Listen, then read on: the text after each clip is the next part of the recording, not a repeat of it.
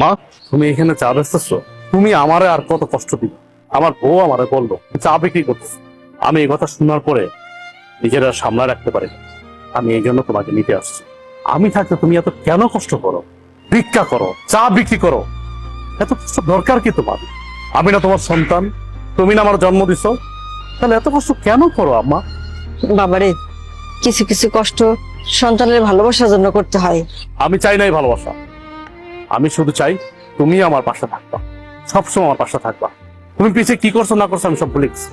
তুমি আমাকে মাফ করে এখন তুমি আমার সাথে চলো, আমার বাসায় থাকবা, চলো। না বাবা, আমি তো তোর আগেই কইছি আমি যাব না। আমি চাই না তোর সংসার অশান্তি হোক, তোরা ভালো থাক, এটাই আমি চাই। তুমি এটা কেমন কথা বলতেছো? আমার সংসার অশান্তি? আমি যেদিন থেকে আমার বউরে বিয়ে করছি সেদিন থেকে তো আমার জীবন অশান্তি শুরু হয়ে গেছে।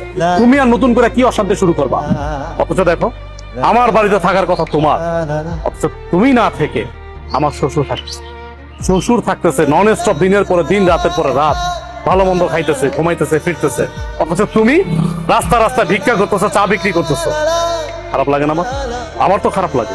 তোমার তো ন্যূনতম কমন সেন্সটুকু আছে, অথচ আমার শ্বশুরের কোনো কমন সেন্স নেই। আমার বোর কাছে আমার শ্বশুরই সব। যাই হোক মা, আমি তোমার এত কথা বলতে পারতেছি না, এখন কোনো কথা আমি শুনবো না তোমার। তোমার এই চার ব্যবসা রাইখা এখন আমার সাথে তুমি চলো। চলো, এখন থেকে তুমি এই বাড়িতেই থাকবা। তুমি এত কিছুর পরেও সেই তোমার মাকে বাড়িতে নিয়ে এসছো, আমাকে তোয়াক্কা করে তুমি তোমার মাকে নিয়ে আসছো।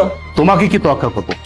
কি তোয়াক্কা করবো তোমাকে? আমি এই সংসারটা চালাই, আমি ইনকাম করি, আমি পাঁচতলায় বসে এসির বাতাস খাবো, আর আমার মা রাস্তা রাস্তা চা বিক্রি করবে, ভিক্ষা করবে, সে গাছের নিচে থাকবে। দেখো, এই সংসারটা আমার, এই সংসারটা আমি মেনটেন করি, তাই আমি যা বলবো তাই হবে। আমি তোমার মাকে নিয়ে থাকবো না এই বাড়িতে।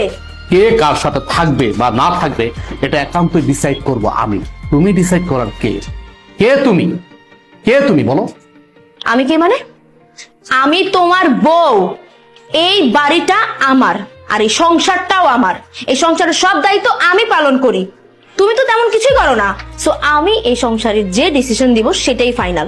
আর তোমার মা তোমার ছোট ভাইয়ের ঘরে টিকতে পারেনি, আমার ঘরে কেন টিকবে? হ্যাঁ, তোমার কি মনে হয় যে উনি অত ভালো একটা মেয়ের সাথে টিকতে পারলো না, আমার সাথে টিকতে পারবে? কখনোই না। আমি তোমার মাকে নিয়ে এই এক ছাদের নিচে কোনো দিনও থাকবো না। এখনো সময় আছে, তোমার মাকে বের করো। বাহ, এই বাড়ি তোমার, তোমার কথা মতো চলবে। এই বাড়ি আমার, আমি আমার টাকায় কিনেছি, পরিশ্রমের টাকা দিয়ে কিনেছি।